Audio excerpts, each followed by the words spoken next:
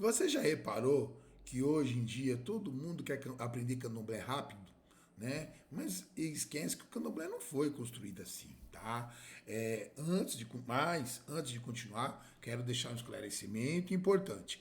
Cada casa tem sua maneira de ensinar, sua história e suas tradições. O que vou compartilhar aqui não é uma regra de todas as casas de candomblé, tá? Mas sim uma reflexão sobre um princípio que sempre teve num lugar muito importante na formação dentro de qualquer casa de candomblé.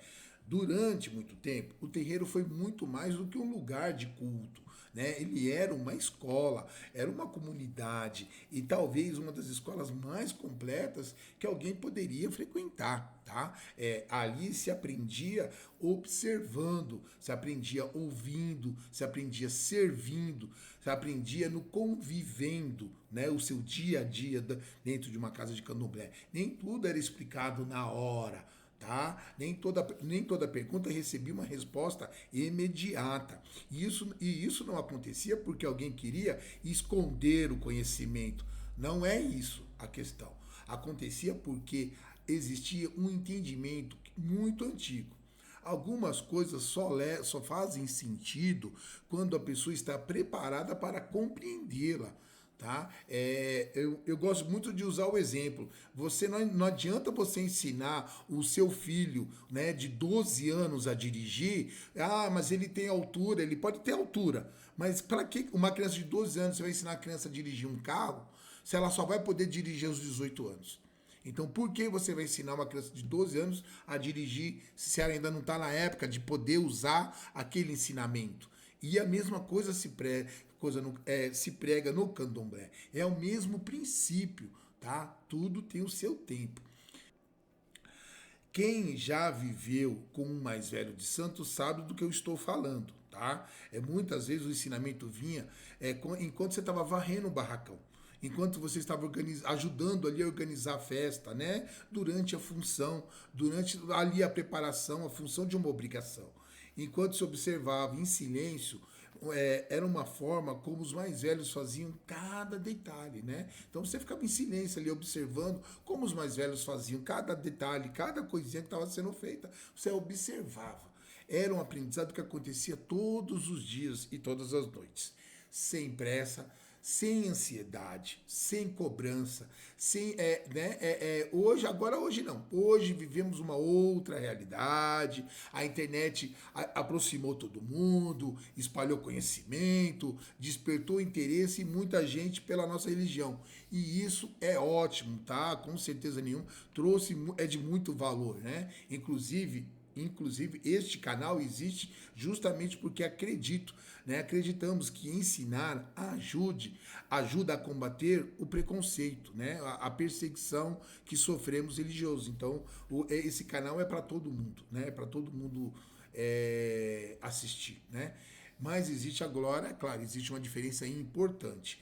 Ela não substitui a convivência, né? Então tudo que eu ensino aqui não substitui a convivência. Nenhum vídeo aqui vai ensinar você sobre o respeito que nasce no dia a dia. Nenhum vídeo ensina o tempo de cada pessoa. Nenhum vídeo substitui o olhar atento de um sacerdote ou da sacerdotisa, acompanhando o crescimento e o desenvolvimento daquele neófilo, daquele homo-orixá, né, daquele consulente, cliente, não me importa. Porque todo mundo que entra no candomblé, botou pé no candomblé, você já entra num processo de evolução, né?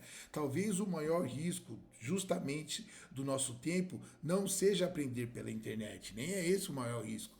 Conhecimento é importante, tá? Mas a formação acontece na convivência. É ali que aprendemos paciência, humildade, respeito, responsabilidade e principalmente respeitar pelo que vieram antes de nós. Ou seja, respeitar os nossos abás, nossos abás, né? O candomblé sempre foi passado de pessoa para pessoa, de geração em geração, né? Do mais velho falando e o mais novo ouvindo. Esse é um dos maiores motivos pelos quais a religião conseguiu atravessar séculos de resistência, de perseguição e violência e chegar até hoje. Foi através dessa tradição do ensinamento do mais velho para o mais novo.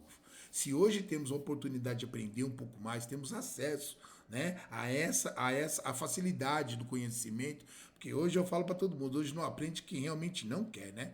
Devemos agradecer por isso, tá bom? Mas também devemos lembrar que existe um conhecimento que continua morando dentro de um terreiro, dentro da casa de candomblé, né? Ali na função, no convívio com os mais velhos, na experiência construída com o tempo. Que a tecnologia continue sim nos aproximando, mas que ela nunca faça esquecer o verdadeiro aprendizado que também acontece no silêncio, na observação e na convivência com seus irmãos. Né? Porque um terreiro não forma apenas praticantes, ele forma pessoa.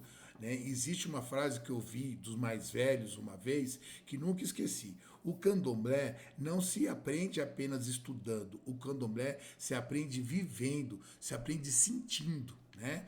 Existem conhecimentos que nenhum livro entrega, nenhum vídeo ensina e nenhuma rede social vai conseguir transmitir.